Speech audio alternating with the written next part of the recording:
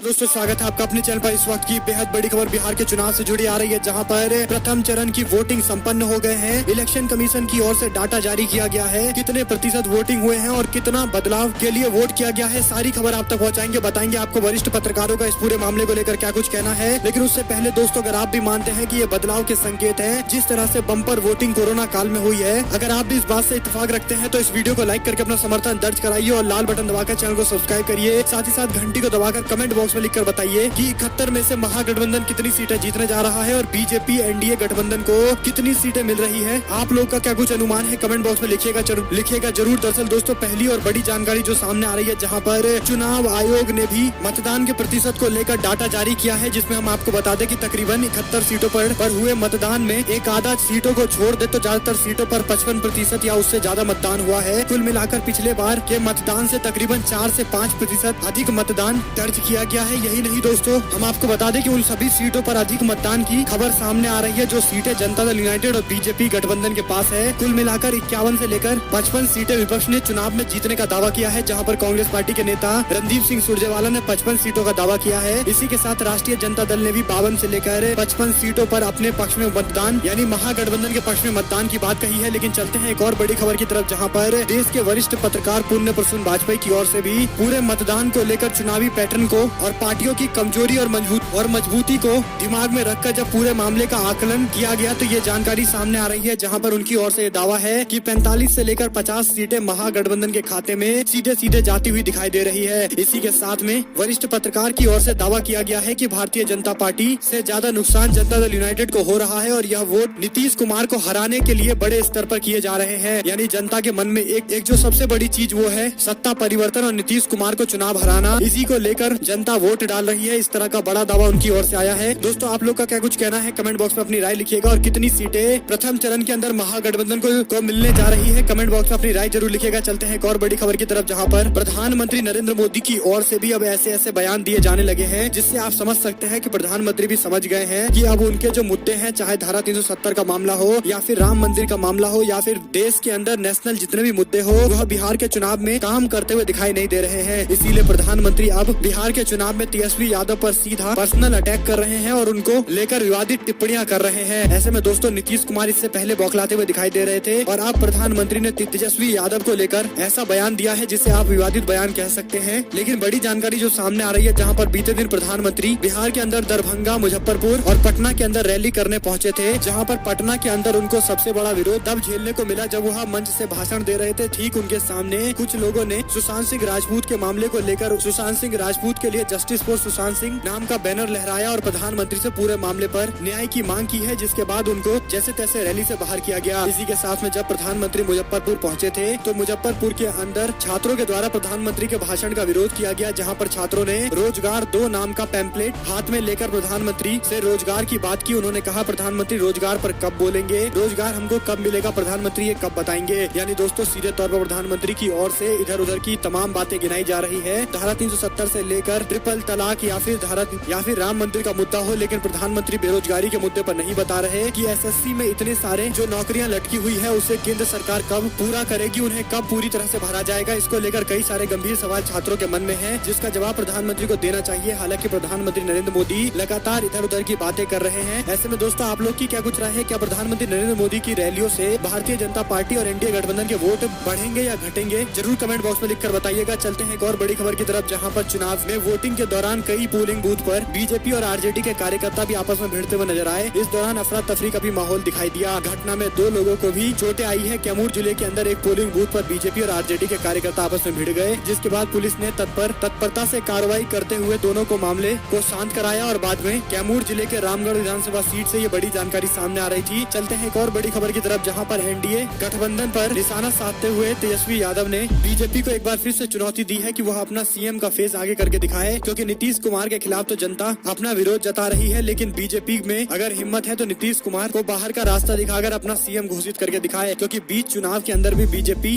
ऐसा करने की हिम्मत नहीं कर सकती है। हालांकि भारतीय जनता पार्टी के द्वारा समय समय पर नीतीश कुमार को या तो पोस्टर बैनर से बाहर किया जा रहा है या प्रधानमंत्री नीतीश कुमार की तारीफ नहीं कर रहे हैं। यानी कुल मिलाकर नीतीश कुमार से अपना पलड़ा झाड़ रही है बीजेपी, लेकिन बीजेपी में इतनी हिम्मत नहीं है कि वो अपना मुख्यमंत्री पद का दावेदार आगे कर पाए, जिसे तेजस्वी यादव ने भी चुनौती दी है। और एक और जानकारी की माने तो आरा के अंदर बड़हरा सीट से निर्दलीय उम्मीदवार आशा देवी पर हमला हुआ है। बीजेपी के प्रत्याशी पर गंभीर आरोप लगे हैं। बीजेपी के प्रत्याशी राघवेंद्र सिंह के इशारे पर उन पर हमला किया गया है, उन्होंने आरोप लगाया है। चलते हैं एक और बड़ी खबर की तरफ, जहां पर बिहार के अंदर चुनावी माहौल में कई जगह विरोध की भी जानकारी सामने आ रही है। बिहार में विधानसभा चुनाव के लिए मतदान प्रक्रिया बुधवार को प्रथम चरण के लिए संपन्न हुई। कोरोना संकट के बीच में पहला चुनाव हुआ। इस बीच शेखपुरा के अंदर बरबीघा के प्रत्याशी से मारपीट और तोड़फोड़ की भी जानकारी सामने आई है। दरअसल यहाँ के प्रत्याशी राष्ट्रीय जनता पार्टी के उम्मीदवार की पिटाई की गई है और उन पर स्याही भी फेंकी गई है। इसी के साथ चलते हैं एक और बड़ी खबर की तरफ, जहां पर ब्राह्मणों को लेकर भारतीय जनता पार्टी के नेताओं के द्वारा एक विवादित बयान दिया गया था। बीजेपी के नेता कह रहे थे कि ब्राह्मण कहीं और नहीं जा सकते,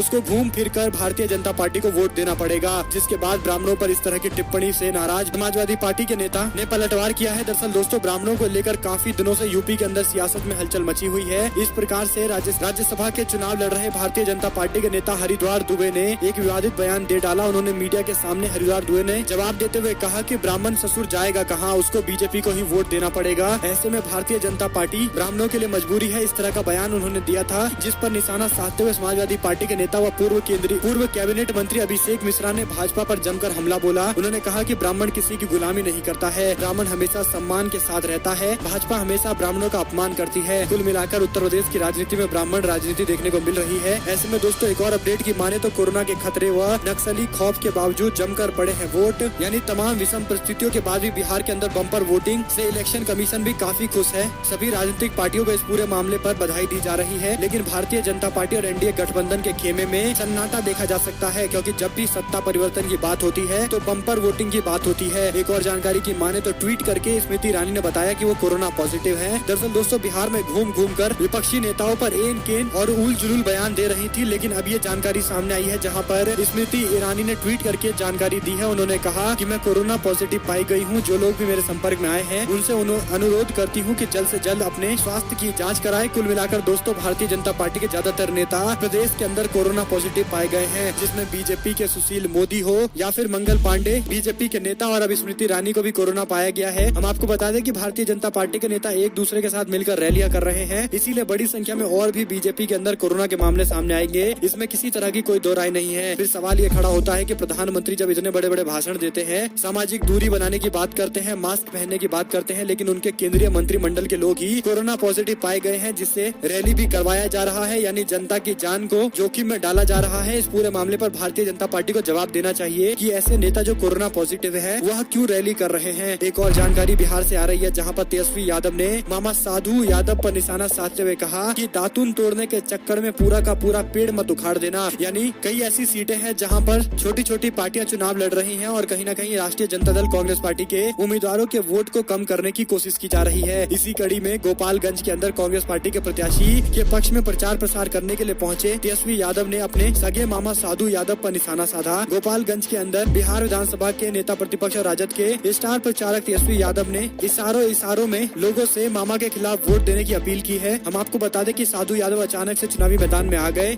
जिसके बाद तेजस्वी यादव ने स्पष्ट कर दिया है कि वहां पर मिलने वाला एक एक वोट तेजस्वी यादव को जाएगा और तेजस्वी यादव वहां के वोटों से ही मुख्यमंत्री बनेंगे। कुल मिलाकर 244 सीटें जहां पर महागठबंधन चुनाव लड़ रहे हैं, एक एक सीटों पर तेजस्वी यादव के नाम पर ही वोट पड़ेंगे और तेजस्वी यादव को मुख्यमंत्री बनाने के लिए वोट पड़ेंगे। इसीलिए वोट को नहीं बंटना चाहिए। इस तरह से तेजस्वी यादव ने साधु यादव को लेकर भी निशाना साधा है। एक और जानकारी की माने दोस्तों तो प्रधानमंत्री नरेंद्र मोदी की ओर से जंगल राज का याद अपने भाषण में दिलाया गया है। हम आपको बता दें कि प्रधानमंत्री ने 3 रैलियां की। तीनों रैलियों में कुल मिलाकर प्रधानमंत्री ने 60 से ज्यादा बार जंगल राज नाम के शब्द का इस्तेमाल किया। यानी किसी भी तरह से जनता को डराकर, जंगल राज का खौफ दिखाकर अपने पक्ष में मतदान कराने के लिए प्रधानमंत्री इस तरह की बयानबाजी कर रहे हैं। एक और जानकारी की माने तो राज्यसभा चुनाव से पहले अखिलेश यादव ने उत्तर प्रदेश में मास्टर स्ट्रोक चलते हुए बसपा को दिया है तगड़ा झटका। बसपा के 6 विधायकों ने अपनी पार्टी से ही बगावत कर दी है। दरअसल दोस्तों, समाजवादी पार्टी के नेता अखिलेश यादव से मुलाकात करने के बाद बसपा के 6 विधायकों ने स्पष्ट तौर पर कहा कि वह बसपा के उम्मीदवार का समर्थन नहीं करेंगे। कुल मिलाकर अखिलेश यादव की ओर से ये बड़ा कदम उठाया गया है। अब उत्तर प्रदेश के चुनाव को लेकर भी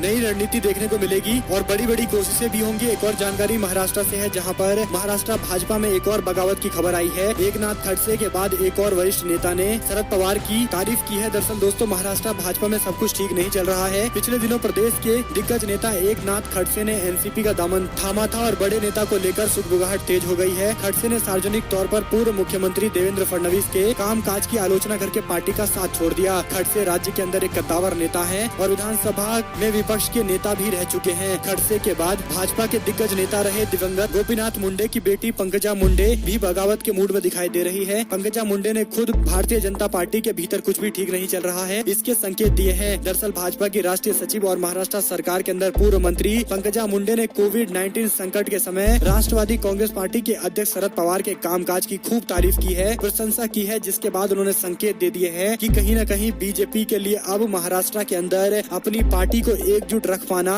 दूर की कड़ी दिखाई दे रहा है। और एक और जानकारी की माने तो बीजेपी के एमएलए ने सीएम योगी आदित्यनाथ को लेकर आपत्तिजनक टिप्पणी की है। दरअसल दोस्तों अपने नागरिकों से बातचीत के दौरान भारतीय जनता पार्टी के एमएलए कहते हुए दिखाई दिए कि सीएम योगी आदित्यनाथ किसी की भी नहीं सुनते हैं, किसी विधायकों की बात भी नहीं सुनते हैं और विधायकों की कोई सुनवाई राज्य के अंदर नहीं होती है। और योगी आदित्यनाथ को लेकर भी ऐसी टिप्पणी की गई है जिसे विवादित टिप्पणी कहा जा सकता है, जो हम आपको बता नहीं सकते। और एक और जानकारी की माने तो तेजस्वी यादव ने कहा कि पुलिस ने लोगों को ढूंढ कर पीटा है। कांग्रेस पार्टी ने सरकार की बर्खास्तगी की मांग कर दी है। मुंगेर मामले को लेकर पूरी तरह से एग्रेसिव तेजस्वी यादव और कांग्रेस पार्टी दिखाई दे रही है, जहां पर तेजस्वी यादव ने प्रेस कॉन्फ्रेंस करते हुए कहा कि किसी की आस्था को ठेस नहीं पहुंचाना चाहिए और सरकार खासकर पुलिस की ओर से जो कार्रवाई की गई है वह पूरी तरह से निंदनीय है, इसका कठोर शब्दों में निंदा की जानी चाहिए। और एक और अपडेट की माने तो मुंगेर के अंदर पुलिस फायरिंग को लेकर कांग्रेस पार्टी के नेता रणदीप सिंह सुरजेवाला ने बीजेपी सरकार का नामकरण करते हुए कहा कि बिहार के अंदर निर्दयी कुमार और निर्मम मोदी की सरकार चल रही है। एक और अपडेट की माने तो वीआईपी मुखिया मुकेश साहनी को भी कोरोना हो गया है, प्रधानमंत्री ने मंच से ऐलान किया है। एक और जानकारी की माने तो रविशंकर प्रसाद ने जताई संभावना, कहा 56 से 58% तक जीत तक हो सकता है मतदान, लेकिन ये नहीं बताया कि इतना मतदान उनके खिलाफ ही हो रहा होगा, क्योंकि जब सरकार को लेकर लोगों में उत्साह ही नहीं है तो विपक्ष को लेकर ही उत्साह होगा इतने वोटिंग होने का। एक और जानकारी बिहार से है, जहां पर पहले चरण के मतदान को लेकर तेजस्वी यादव काफी उत्साहित दिखाई दिए। उन्होंने ऐलान करते हुए कहा कि अब मुझे तय हो गया है कि 10 तारीख को किसी भी हाल में नीतीश कुमार की विदाई तय हो गई है। एक और अपडेट की माने तो सीएम त्रिवेंद्र सिंह रावत को कांग्रेस ने घेरा है, उनसे इस्तीफे की मांग की है। त्रिवेंद्र सिंह रावत को हाईकोर्ट ने फटकार लगाते हुए उन पर एफआईआर दर्ज करने की मांग की थी, जिसके बाद त्रिवेंद्र सिंह रावत जो उत्तराखंड के मुख्यमंत्री हैं, उन्होंने हाईकोर्ट के अंदर फैसले को चुनौती दी है और याचिका दाखिल करते हुए रोक लगाने की मांग की है। कांग्रेस पार्टी ने पूरे मामले पर उत्तराखंड के मुख्यमंत्री त्रिवेंद्र सिंह रावत का इस्तीफा मांगा है।